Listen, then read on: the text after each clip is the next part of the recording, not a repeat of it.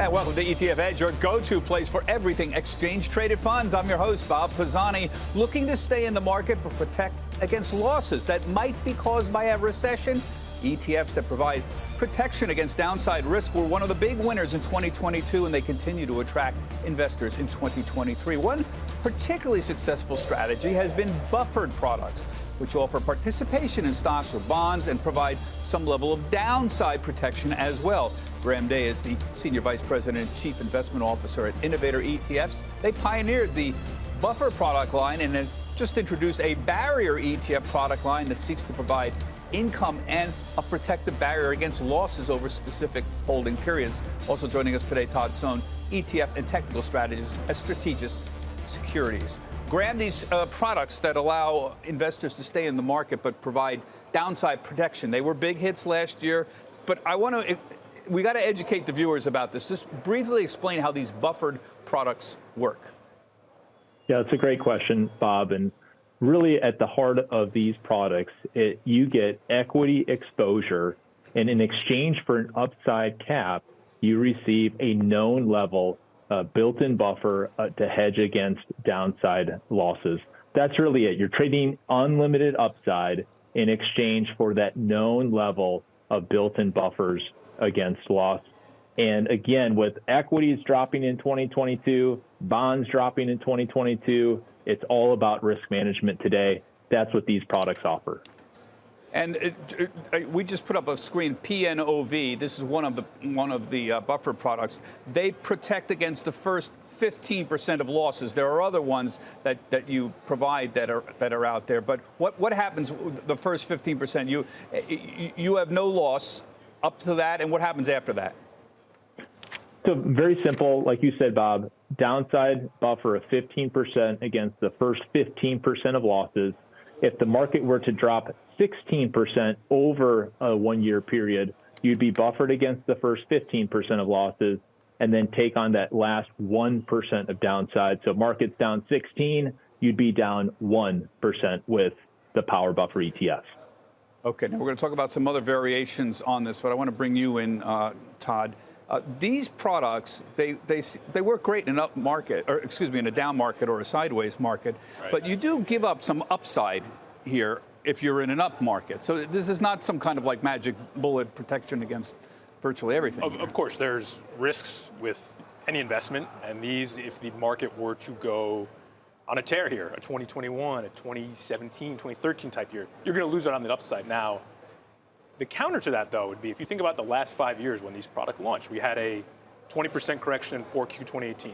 We had the COVID crash, and then we had last year, which we were down some 20% at one point. That has been a fantastic environment for the buffered ETFs and why they exist. So I get the idea that you may miss the upside, but if you're close to retirement, if you're a novice investor that may be scared of getting into the markets given what's going on these last few years, these are a decent starting point despite them using options, which may be a little bit confusing. It makes absolute sense to me if you're an older investor and you still want to stay in the market. You don't want to throw your money into cash or bonds or something like that. You want to stay in, but you're getting close to retirement or you're in retirement and you want some protection. These products make a lot of sense. And look at the money coming in. There's been some very successful products in this space. JP Morgan's JEPI, $23 billion in assets. That's a huge ETF that's out there.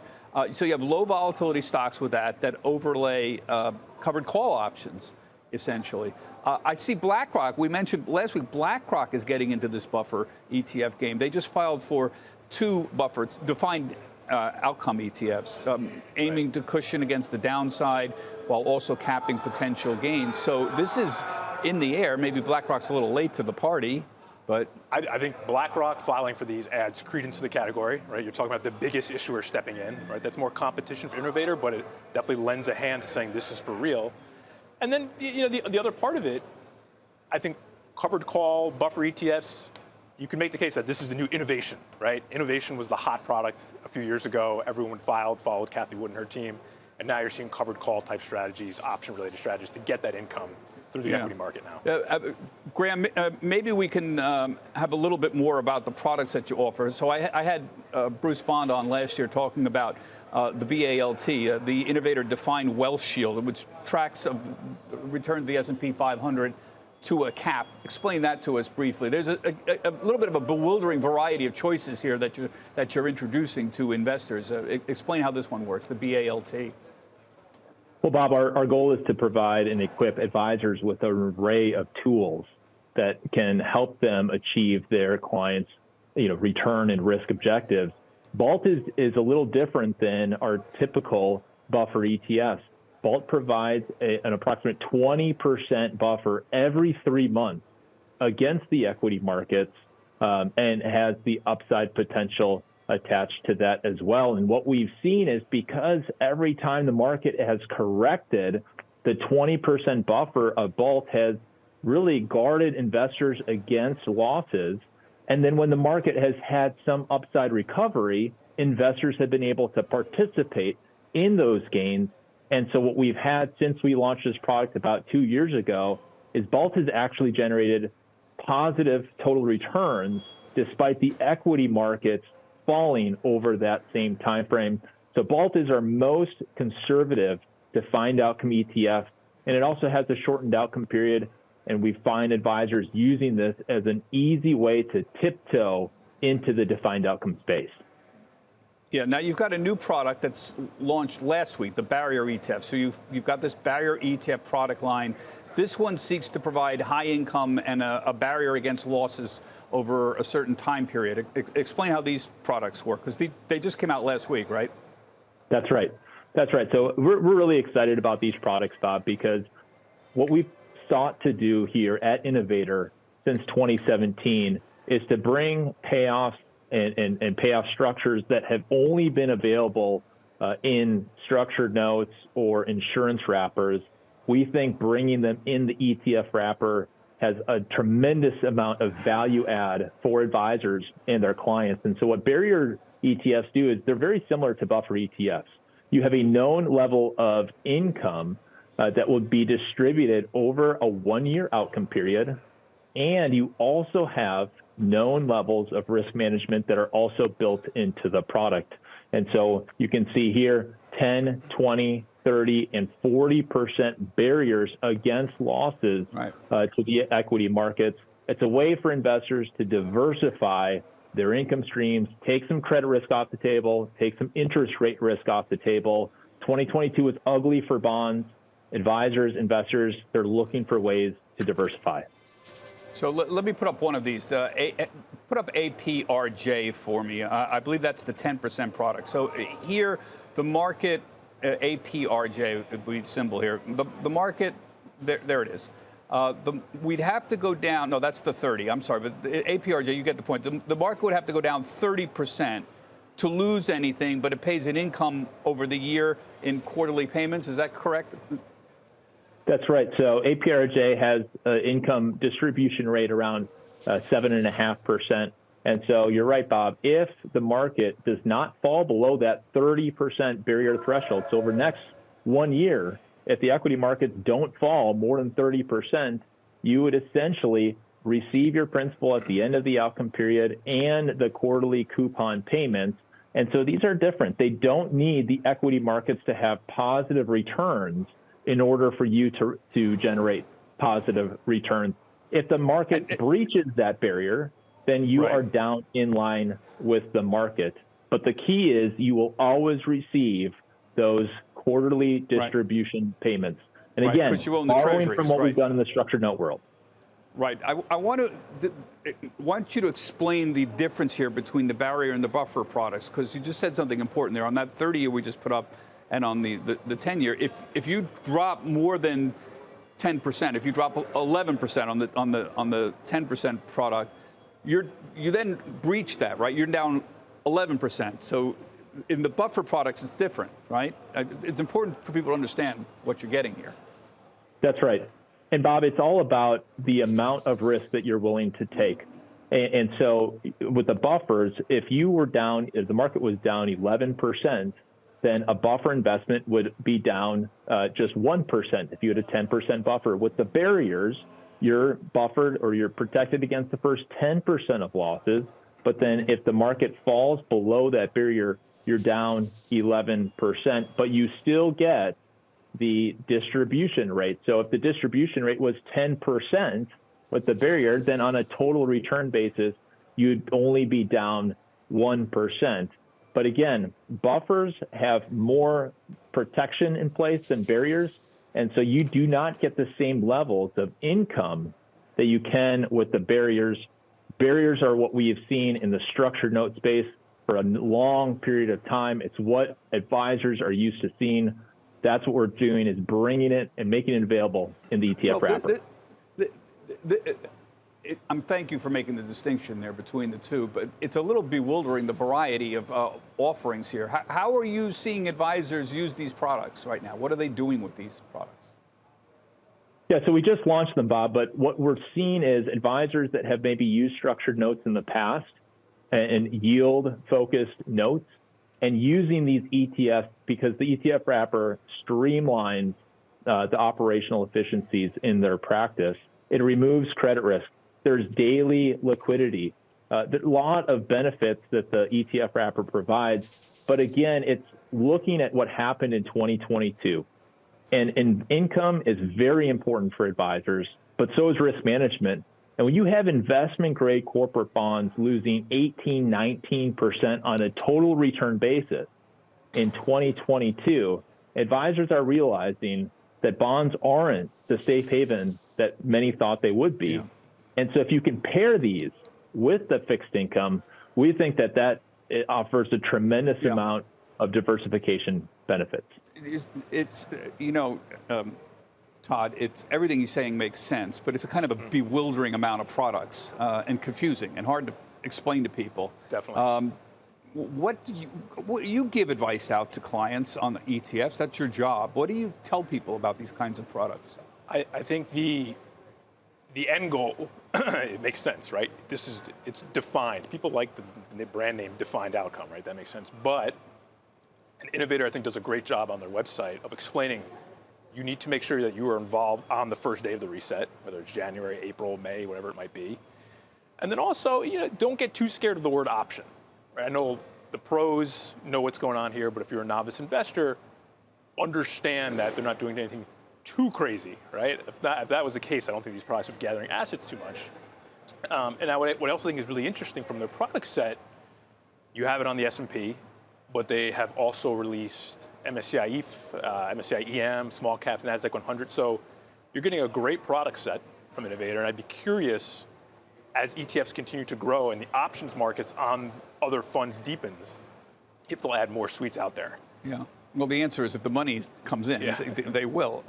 Graham, I know these buffered ETFs have gathered assets, and congratulations on the success of them, but they are difficult to understand. Now, regulators have voiced some alarm over these kinds of complex ETFs. That's a word Gary Gensler used. In May of last year, Gensler, who's the chairman of the SEC, warned that, and I'm quoting from him here, these complex ETFs could pose risks even to sophisticated investors and can potentially create system-wide risks by operating in unanticipated ways when markets experience volatility or stress conditions.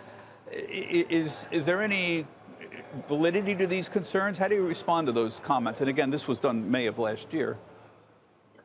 Well, Bob, when we talk to advisors and illustrate how these ETFs are constructed, they're actually taken aback by how simple the construction is.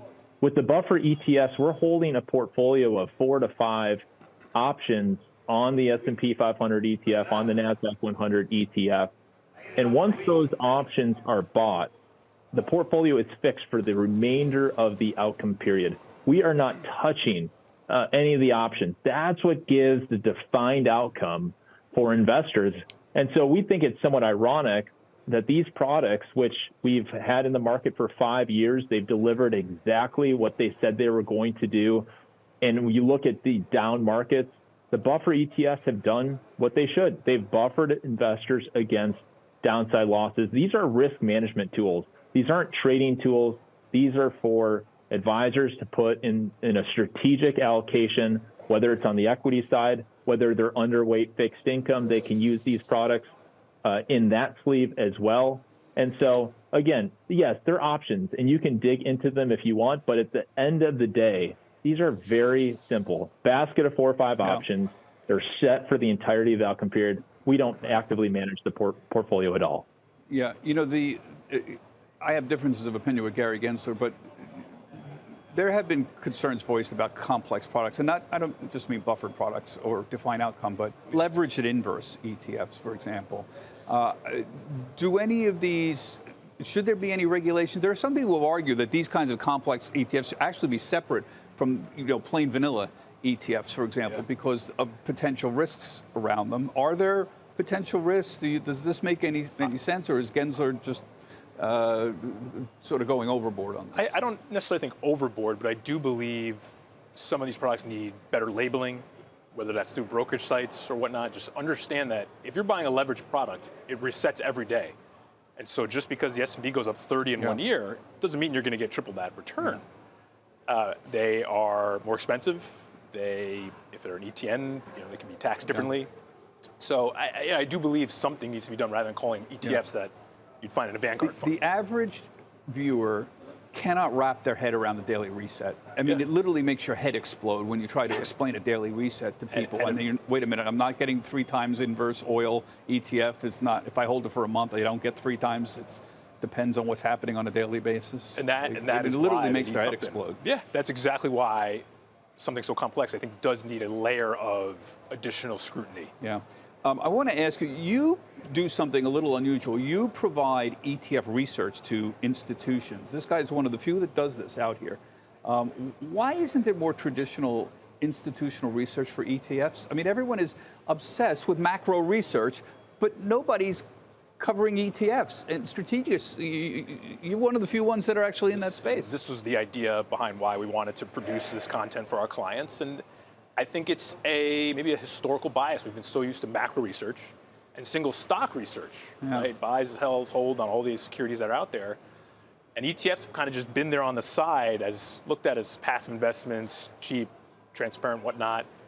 And I don't think they've gotten the love that they should, given how important they are now as building blocks for the investment community. The other argument could be made that there's simply too many that do the same thing. Right? I know we talked about dividend ETFs. But isn't that an opportunity for an institutional advisor to explain that and say, here's what we're telling people to use and why? Absolutely. I mean, it seems obvious. The products, the opportunity here is to look at all the products that are out there that have similar labels and understand what the ingredients are in each of those funds. I think that's where the opportunity is for I have made it very clear my unhappiness with the analyst community. I think the quality of sell-side research has been going steadily down for 20 years.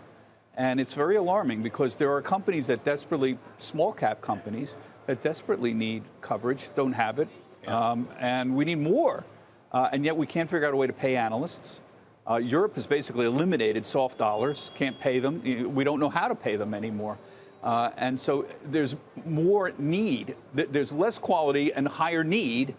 And there seems an obvious gap here, and I don't know how to fill that gap. It's very frustrating for me. That's something we're trying to solve, too. Yeah. And, I know that some of our clients do appreciate the ETF work because they're part of their core portfolios and their clients' portfolios. And then there are others who still like to play single stocks. Yeah. And that can continue to go on. Graham, well, what's in the future here? Money's still coming in. At least I see money coming in. You just launched this whole new line here. What else exists out there in the world of defined outcome ETFs? Well, I think we're just getting started, Bob. Again, this is a space that's been dominated by the structured note and the insurance world, and making it available in the ETF wrapper for the first time back in 2008. Now we have the first income-focused defined outcome ETF. And so we think we're just getting started. We're in the early innings of the opportunity here. And again, this is the environment where investors are wary of bonds. Is the Fed going to keep hiking? They're worried about equity markets continuing to decline. The buffer ETFs are in that sweet spot. PAPR gives you 15% of the upside to the market, a 15% downside buffer. Not a lot of advisors we're talking with think the market's going to go up more than 15. They're still cautious, but they want to stay invested. They don't want to time the market. All right. I appreciate the help and very interesting discussion. Thank you for joining us. Now, that does it for this week's ETF Edge. My thanks Todd and Graham, both of you, we've asked Todd to stick around and give us some broad observations about ETF trends for the ETF Edge podcast. That's coming up. And remember, you can see all of our shows on our website. It's always there for you to see any show we've ever had, etfedge.cnbc.com. Everybody have a healthy, happy, and safe trading week. Get the ABCs of ETFs with the ETF Edge newsletter. Your weekly update on the hottest trends, expert analysis, actionable ideas, and exclusive insight from host Bob Pisani. Sign up now at cnbc.com/ETF Edge newsletter.